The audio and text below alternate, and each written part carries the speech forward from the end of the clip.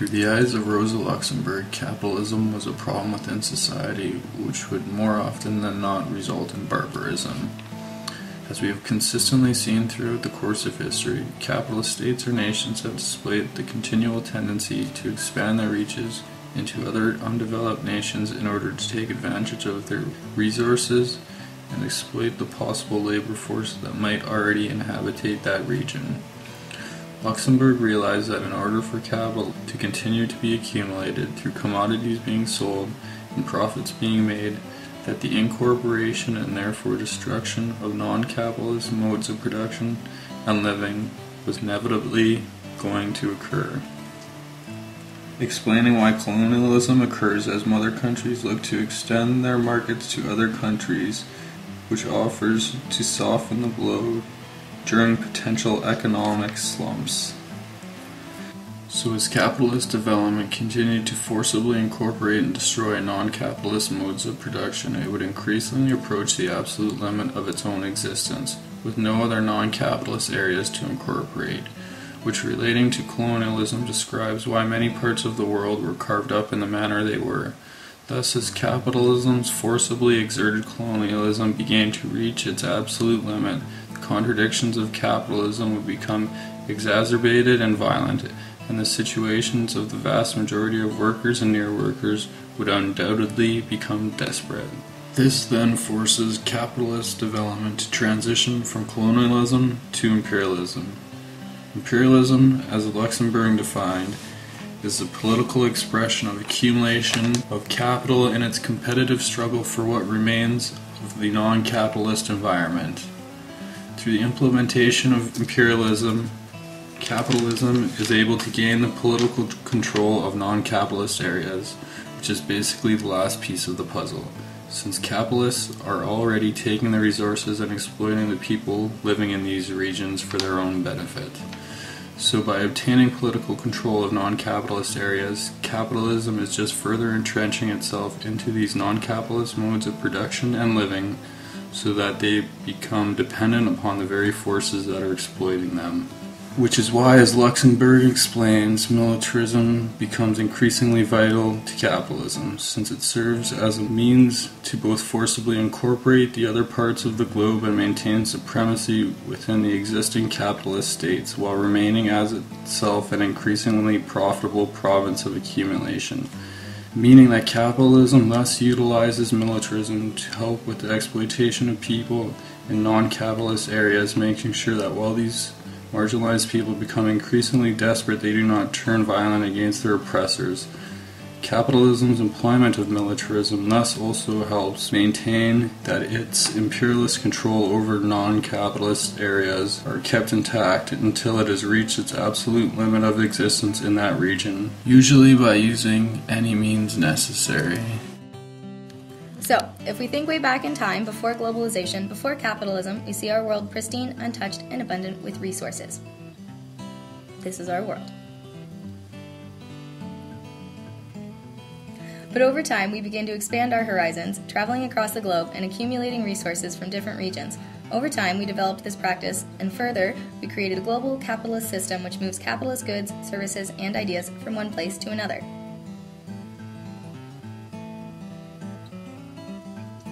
Today, this practice has taken these forms of capital resources and exploited them through industrialist practices. As a result, our world has in a sense lost all of its character, and today we are essentially living in a world which has incorporated all other non-capitalist areas into the capitalist system.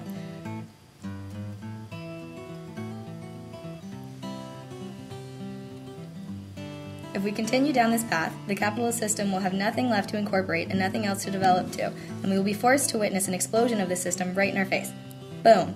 So to avoid this boom, we are left with a choice. We can either choose to let our world explode under barbarism, this forced destruction of everything that is not capital, or we can choose socialism, which Luxemburg claims the aim is not accumulation of everything humanity has to offer under one system, but it is essentially the developing of the productive forces of our globe, creating a universal exception of all rather than the destruction of all but one. The world of globalization today, or the continued expansion of capitalism under a fancy new name.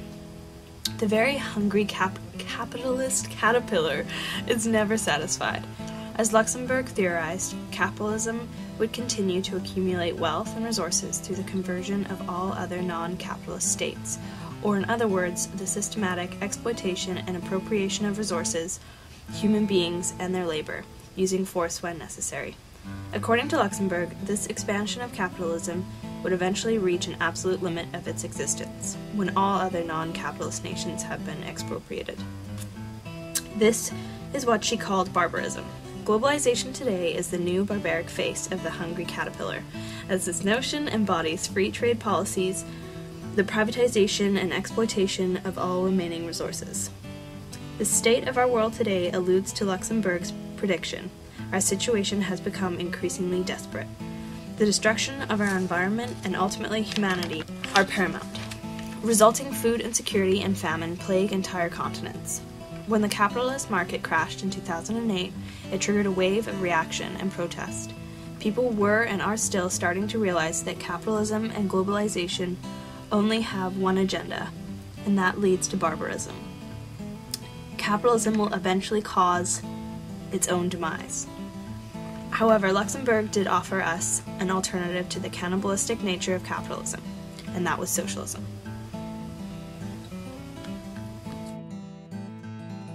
In regards to this poster, I split up Rosa Luxemburg and Lenin's view of social revolution. First off, Rosa Luxemburg is a Marxist and believed we as people didn't need a leader to make commands and set rules for what to do and what not to do. She felt that the people within a community would have more of a progression going forward without a leader. She felt every person had an important value and could take on leadership roles. Every person has a voice to be heard, and with a leader, there cannot be a voice of the crowd.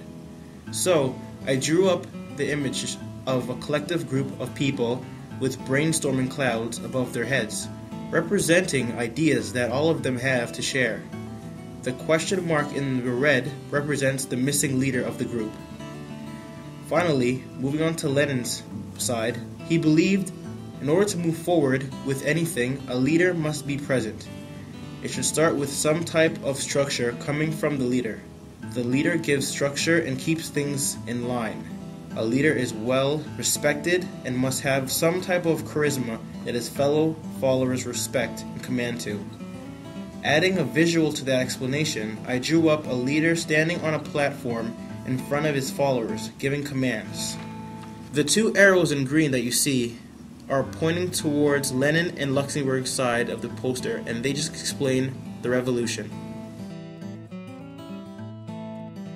Combining both methods might prove to be most successful, where there is an initial leader that has complete knowledge of the whole system and all political parties and knows exactly where the revolution should be directed. However, as soon as the movement has begun and has a substantial chance of having social change happen, the leader needs to step down. If he stays in the front, there will still be a hierarchy and a new elite will likely form. He should step down as soon as possible, as it might become more difficult to give up power as it becomes more invested, as the revolution becomes more successful. History has shown the new elites are very likely to form after a revolution, as it was with the Russian Revolution, the Chinese Revolution, the American Revolution, to name a few.